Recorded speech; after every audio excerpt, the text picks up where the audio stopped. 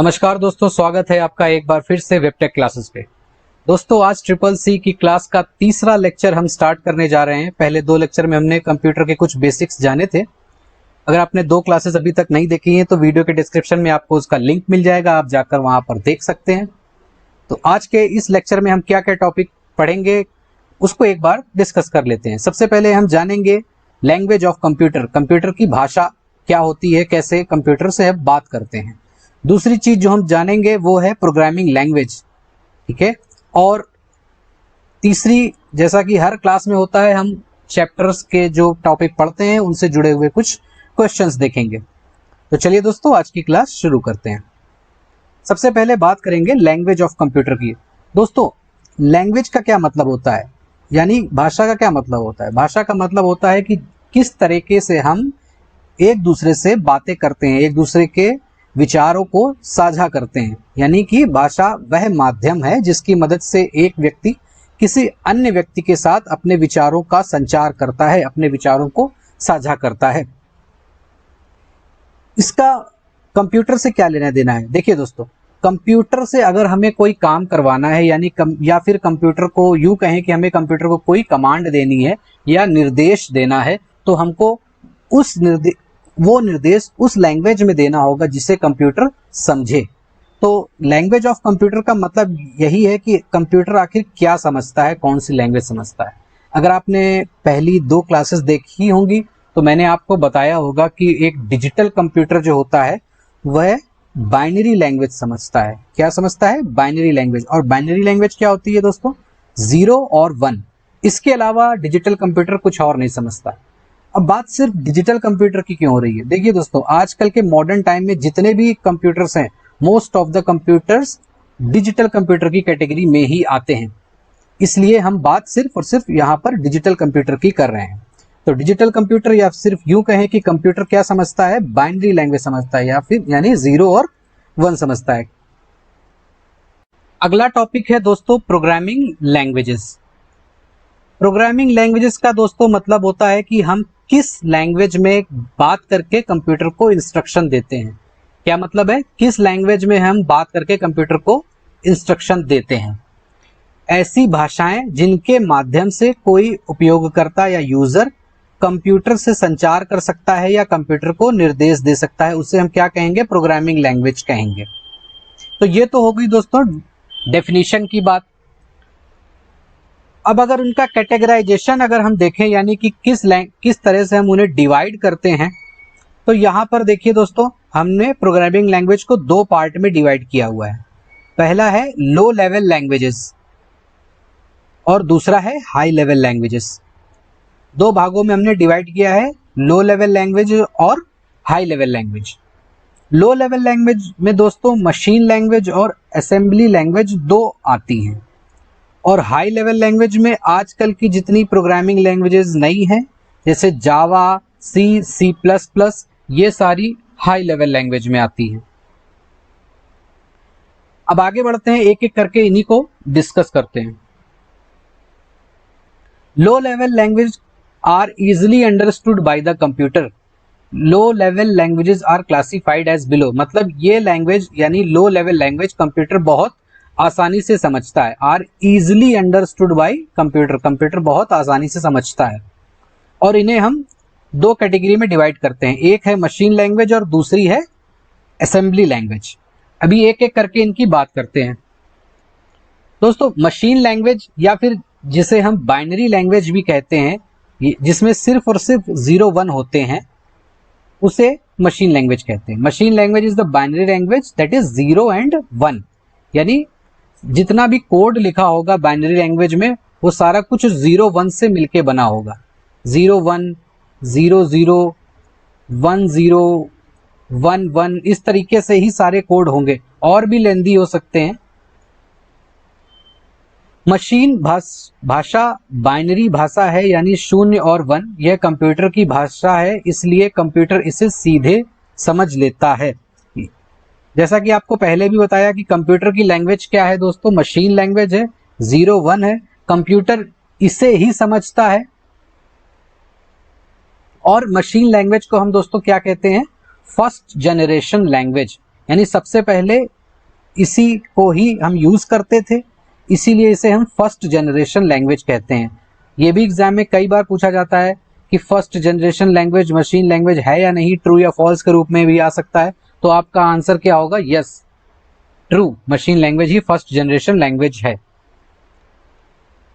Next है दोस्तों assembly language. अच्छा, अभी आप इसको ऐसे समझिए, सपोज करिए आपको हिंदी आती है या इंग्लिश आती है,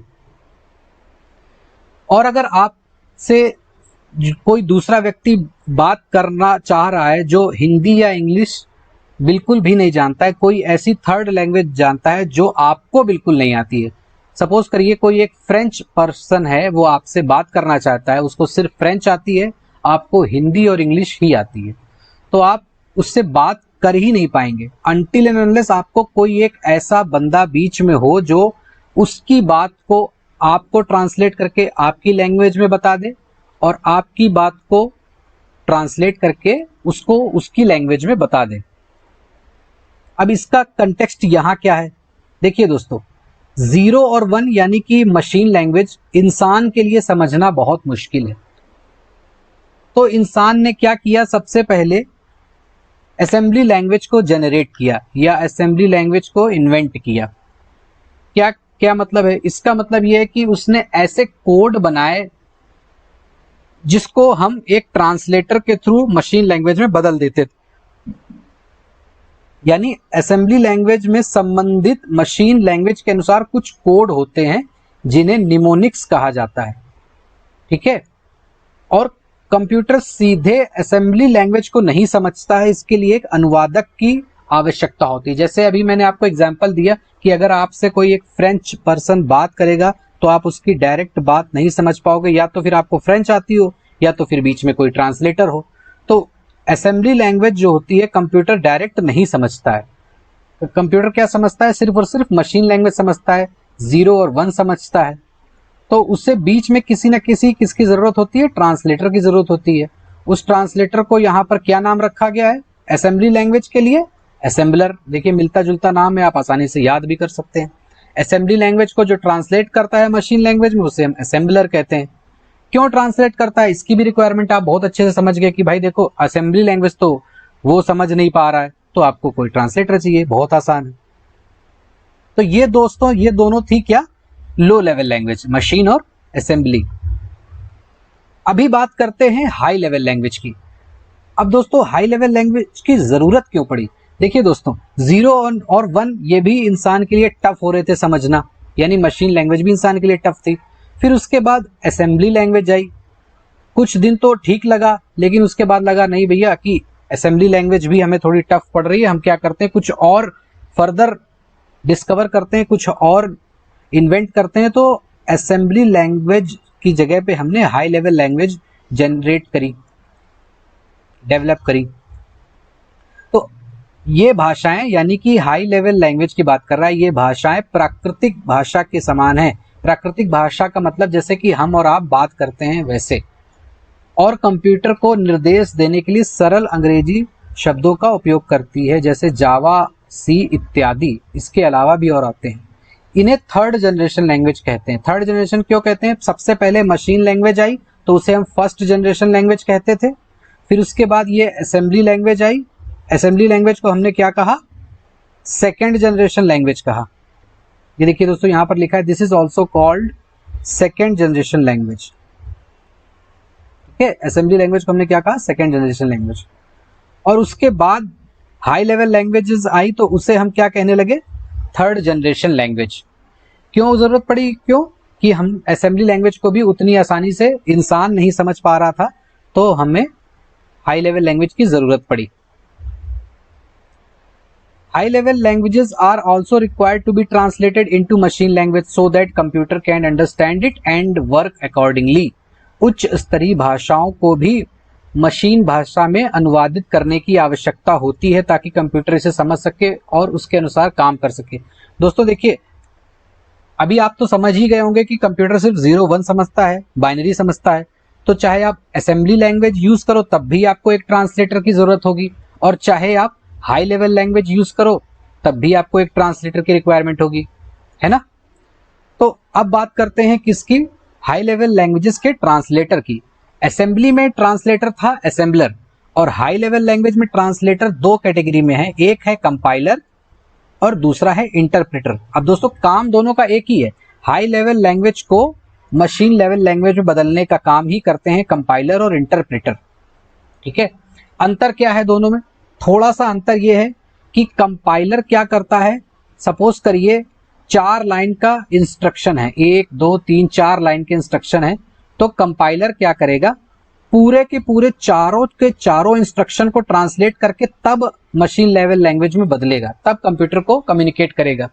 और इंटरप्रेटर क्या करता है, एक एक लाइन बाय लाइन उन इंस्ट्रक्शंस को ट्रांसलेट करता है और कंप्यूटर को प्रोवाइड करता जाता है। यही एक अंतर है। इसको थोड़ा और इस तरीके से समझे, सपोज करिए मैं वही एग्जांपल आपसे फिर से लेता हूं, आप हिंदी जानते हैं और एक फ्रेंच जानता है, वो दूसरा पर्सन है, और एक तीसरा पर्सन है जो ट्रांसलेटर है। आपने 4 सेंटेंसेस बोले हिंदी में, तो इन जो ट्रांसलेटर है अगर सपोज करिए आपकी चारों सेंटेंसेस को पहले सुन ले, उसे ट्रांसलेट करके तब बताए उस फ्रेंच पर्सन को, तो वो एक तरीके से कंपाइलर का काम है। और अगर वो कहे नहीं भैया एक एक करके सेंटेंस आप बताओ, पहले आप एक सेंटेंस बताओ, फिर उसके बाद वो दूसरे पर्सन को बताएगा, फ्रेंच वाले पर्सन को बताएगा, फिर आपसे दूसरा सेंटेंस पूछेगा, फिर जाके उसको बताएगा, फिर आपसे तीसरा सेंटेंस पूछेगा, फिर उसको बताएगा। तो ये किस तरीके का काम हो गया, इंटरप्रेटर का। बस ये बहुत आसान भाषा में मैंने आपको समझाया, मैं आशा करता हूं आपको समझ में आ गया होगा कि कंपाइलर पूरे के पूरे कोड को बदलता है और ये एक एक लाइन बाय लाइन बदलता है। यह एक बार में पूरा प्रोग्राम अनुवाद करता है या ट्रांसलेट करता है, और पूरा अनुवाद करने के बाद ही किसी त्रुटि की जांच की जाती है। त्रुटि या मतलब एरर, अगर आपके प्रोग्राम में अगर कोई एरर है तो पहले ये पूरी ट्रांसलेट कर लेगा, उसके बाद ही आपको बताएगा। और ये क्या करेगा, लाइन बाय लाइन ट्रांसलेट करता है, तो अगर इसको किसी लाइन में एरर मिल जाएगी तो वो आपको बीच में ही बता देगा, है ना। तो यही है इन दोनों में डिफरेंस। आज की क्लास में दोस्तों इतना ही है, लेकिन क्लास खत्म करने से पहले हम आज कुछ इन्हीं टॉपिक से जुड़े हुए क्वेश्चंस भी देख लेते हैं। क्या क्वेश्चन है दोस्तों, सबसे पहला क्वेश्चन जो है आज वो है, compiler converts assembly language into machine language. अभी आपको ये ट्रू है या फॉल्स बताना है। कंपाइलर असेंबली लैंग्वेज को मशीन लैंग्वेज में बदलता है, ये ट्रू है या फॉल्स, ये आपको बताना है। दूसरा क्वेश्चन है दोस्तों, एक computer understands only binary language. Computer केवल बाइनरी लैंग्वेज समझता है या 0-1 समझता है, ये आपको बताना है कि ट्रू है या फॉल्स है। फिर उसके बाद जो तीसरा क्वेश्चन है वो आपको बताना है, assembly language uses mnemonics for instruction. Instruction के लिए ये निमोनिक्स यूज करते हैं। निमोनिक्स क्या होते हैं ये भी आपको पढ़ा होगा इस क्लास में, आपको बताना है ये ट्रू है या फॉल्स। फिर चौथा क्वेश्चन है, which is first generation language. इनमें से फर्स्ट जनरेशन लैंग्वेज कौन है, मशीन लैंग्वेज, असेंबली लैंग्वेज या फिर हाई लेवल लैंग्वेज। और पांचवा और आखिरी क्वेश्चन है, what is the work of assembler. Assembler का क्या काम होता है। दोस्तों क्लास खत्म करने से पहले हम पिछली क्लास में जो पूछे गए क्वेश्चन थे उनके आंसर्स एक बार डिस्कस कर लेते हैं। सबसे पहले जो क्वेश्चन पूछा गया था पिछले क्लास में वो था कि कैरेक्टरिस्टिक्स बतानी थी, कंप्यूटर की 3 कैरेक्टरिस्टिक्स बतानी थी। तो उनके सही आंसर है, एक है स्पीड यानी कि कंप्यूटर की गति, दूसरी है वर्सेटिलिटी यानी कि कंप्यूटर की बहुविज्ञता। बहुविज्ञता मतलब एक से ज्यादा तरह के काम कर पाने की क्षमता। तीसरी जो उसकी क्वालिटी है या कैरेक्टरिस्टिक है वो है मल्टीटास्किंग यानी कि एक से ज्यादा तरह के काम एक साथ कर पाने की क्षमता। दूसरा क्वेश्चन जो पूछा था वो है, speedometer is which type of computer. Speedometer किस तरह का कंप्यूटर होता है, तो उसका सही आंसर है दोस्तों एनालॉग कंप्यूटर। तीसरा क्वेश्चन था कि digital thermometer is which type of computer, तो इसका सही आंसर है दोस्तों हाइब्रिड। क्यों, क्योंकि ये डिजिटल थर्मामीटर है। अगर सिर्फ थर्मामीटर होता तो क्या आंसर होता, एनालॉग। यहां पर क्या होगा, हाइब्रिड। चौथा क्वेश्चन जो पूछा था वो है, digital computer understands only binary digits, तो ये सही है दोस्तों। इस क्लास में भी आपने देखा कि डिजिटल कंप्यूटर क्या समझता है, सिर्फ 0 और 1, और 0 और 1 क्या होते हैं, बाइनरी लैंग्वेज या फिर मशीन कोड। और पांचवा और आखिरी क्वेश्चन था कि speed of super computer is commonly measured in million instructions पर सेकेंड, तो दोस्तों ये गलत है।